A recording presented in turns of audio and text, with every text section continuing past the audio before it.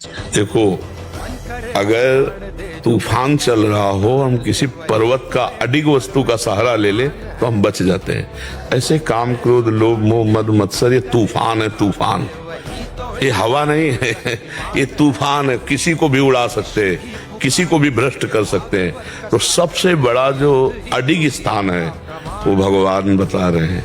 में जैसे किसी अपने शत्रु पक्ष को घुटनों पे ले आओ, तो ये मत समझो कि छूट दे दी तो घुटनों में, वो घुटने में तुम्हें कर देगा अगर छूट दे दी तो। मन है, अभी तक हमारा ये दुश्मन रहा है मन, कि ये हमको भोगों में फंसाकर हमारी दुर्गति कराता रहा। विषयों में फंसा हुआ मन शत्रु है और भगवान में लगा हुआ मित्र है।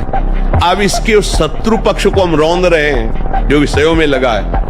अब वो आपको रौंदेगा अगर होश में नहीं रहे। भजन छूटा, कुसंग हुआ कि ऐसी जगह फंसा देगा कि आपका भजन सब नष्ट हो जाएगा, भजन करने की वृत्ति ही चली जाएगी।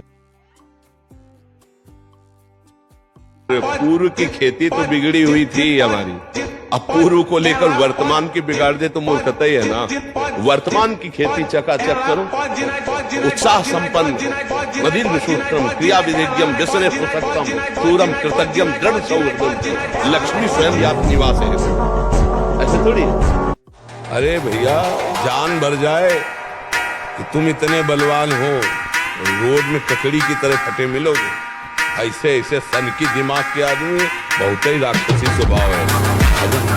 और दूसरा बल्ले, ये जो लोग कहते हैं कि मांस ताकतवर होता, तुम्हारी चर्बी बढ़ा देगा, ताकत नहीं। ताकत कहते हैं संकल्प शक्ति को। संकल्प शक्ति का एक महात्मा पूरे समुद्र को अंजुली में पी गया। संकल्प शक्ति एक महान शक्ति है। जो ब्रह्मचर्य से युक्त होता है उसकी संकल्प शक्ति बढ़ती है। अगर आप शुद्ध ब्रह्मचर्य रहना चाहते, स्वप्न दोष से निपटना चाहते, तत्काल व्यायाम कीजिए 30 मिनट कम से कम। दंड है, बैठक है, और भी आसन है योगियों ने बताए हैं। और फिर 20 मिनट कम से कम प्राणायाम कीजिए। और इसके बाद 30 मिनट तक कोई खान पान न कीजिए। प्राणायाम व्यायाम के 30 मिनट तक ना आप चाय पीजिए ना पानी। चाय तो बड़े बूढ़ों की बात है, आपका शरीर रोगी हो तो चाय की जरूरत क्या है। ब्रह्मचारी अपने आप में इतना चाय होता है कि उसे जरूरत ही नहीं दूसरे किसी गर्म पदार्थ पाने की। अभ्यास गलत किया है, कोई भी देवता तुम्हें नहीं बचा सकता। गलत अभ्यास किया है, अपना नाश स्वयं कर रहे हो, किसी देवता या किसी का दोष नहीं। काले कर्म ईश्वर मिथ्या दोष लगा है। ये आचरण गंदे बंद करो बच्चा, नाम जप करो, सात्विक आहार करो, आधा घंटा दंड बैठक मारो, व्यायाम करो, दौड़ो, अभी सब ठीक हो जाएगा। ये घबरा के कि मैं क्या अनुष्ठान करूं दुख दूर हो जाए, ये आओ दुख, मैं अनुष्ठान करूंगा भगवान प्राप्त हो जाए। तुझे मैं भोगूंगा, तुझे मैं भोगूंगा। माया की प्रेरणा से, कर्म स्वभाव और गुण से घिरा हुआ ये जीव 4 प्रकार की 84 लाख योनियों में भटकता रहता है। ये मनुष्य शरीर भवसागर से तरने के लिए जहाज है। अगर नौका को अनुकूल वायु मिल जाए तो प्रयास नहीं करना पड़ता, सहज में नाव पार कर जाती है। अगर वहां भंवर भी है, अनुकूल वायु है, तो झटके में पार हो जाएगी। देखो, मोटरसाइकिल सुबह सुबह जब स्टार्ट की जाती है ना, तो बड़े जोर से उसको गियर में डाला जाता है। ऐसे तुम अपने को गियर में डालो, 2-3 किलोमीटर दौड़ लगाओ, दंड बैठक मारो, पसीना पसीना हो गए, आप स्वस्थ रहोगे। ब्रह्मचर्य का संरक्षण कैसे हो, ये तुम्हें सोचते रहना। ब्रह्मचारी चाहे लड़की हो, शरीर हो चाहे पुरुष शरीर, ब्रह्मचर्य परमार्थ की ऊंचाई पर चढ़ने के लिए आवश्यक वस्तु है। कई बच्चे ये बच्चियां ब्रह्मचर्य की तरफ ध्यान ही नहीं देते, ब्रह्मचर्य को मनोरंजन समझते हैं। ये जो आज का वातावरण बन रहा है ना, ये ठीक नहीं है, गृहस्थी के लिए भी ठीक नहीं। तुम गृहस्थी के योग्य भी नहीं रह जाओगे, संतान उत्पन्न करने की सामर्थ्य नहीं रह जाएगी। जो गृहस्थ धर्म का, अगर गृहस्थी में भी जाना है जिसको, तो संयम से, ब्रह्मचर्य से।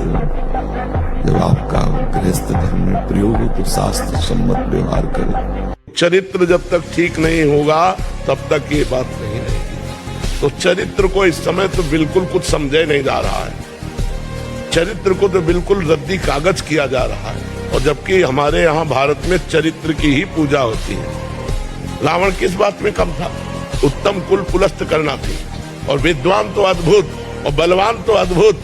क्या कमी क्या थी? चरित्रहीनता। बस चरित्रहीन होने के कारण पुतला जलाया जाता है। लोग गंदे आचरणों में, गंदे दृश्यों में, गंदे चिंतन में, गंदे आहार में जीवन व्यतीत कर रहे हैं, तो एक पशुता सी आती चली जा रही, राक्षसी बुद्धि आती चली जा रही।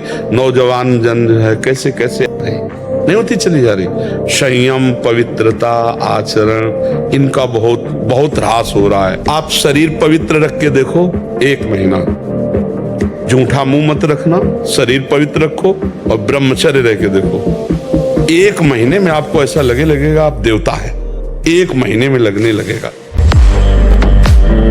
तो प्रार्थना मान लीजिए ये खिलवाड़ नहीं है, पर स्त्री गमन सीधे दुर्गति है। जो कानून है वो कानून है, ये भगवत कानून है, वैदिक सिद्धांत है। और हमारा मन जब तक सिद्धांत से नहीं चलेगा, तब तक भले कोई बाहर दंड दे ना दे, हमारा हृदय हमको दंड देगा, जलाएगा।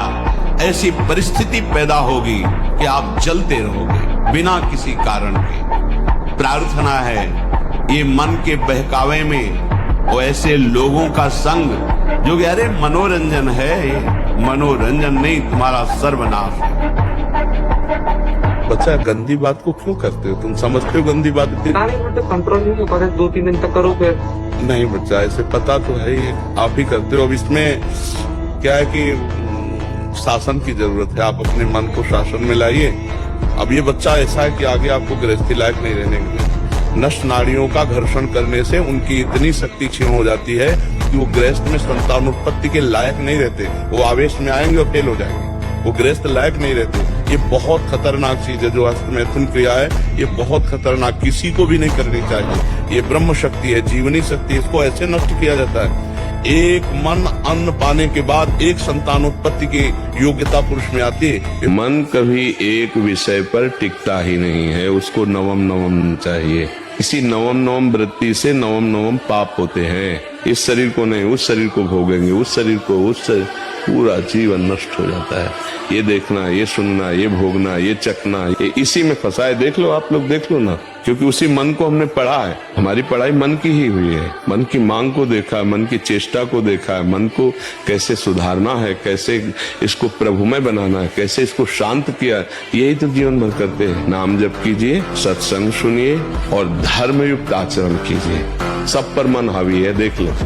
कोई बिरला ही है जो मन के ऊपर हावी होकर उसको अपने शासन में ले ले।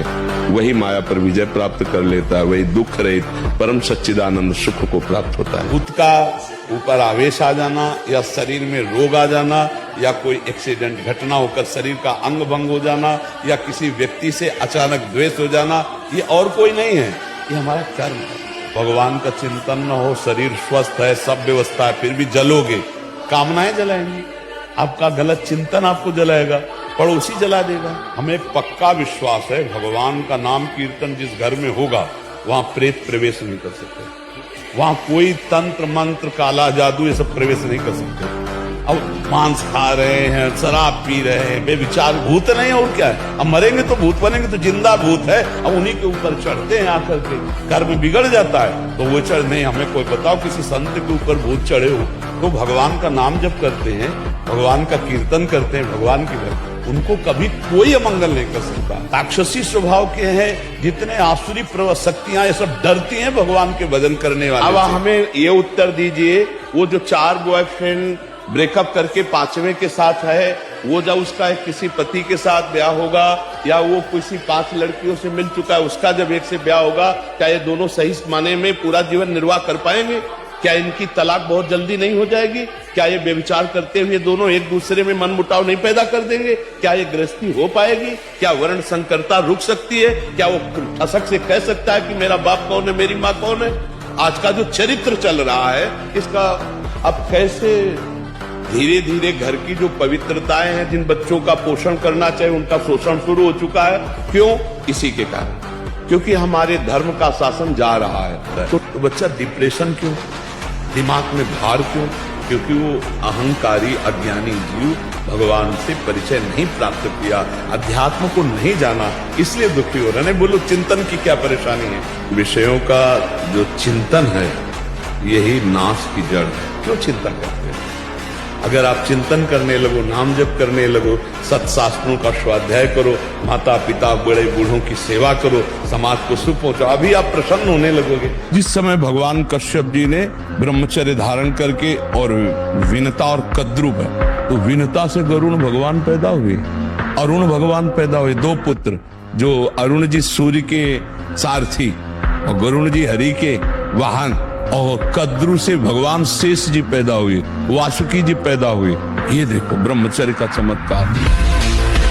कोई भय नहीं, वो भय दे रहा है। कोई शोक का कारण नहीं, वो शोक दे रहा है, चिंता दे रहा है, पता नहीं काम सफल होगा कि नहीं सफल होगा। और जब ब्रह्मचर्य, ऐसा कैसे हो सकता है? यदि एक बार ऐसा हुआ तो 1000 बार मैं प्रयास करूंगा और इस पर विजय। वो मतलब जिद्दी स्वभाव, एक निष्ठा, वो मेन पावर।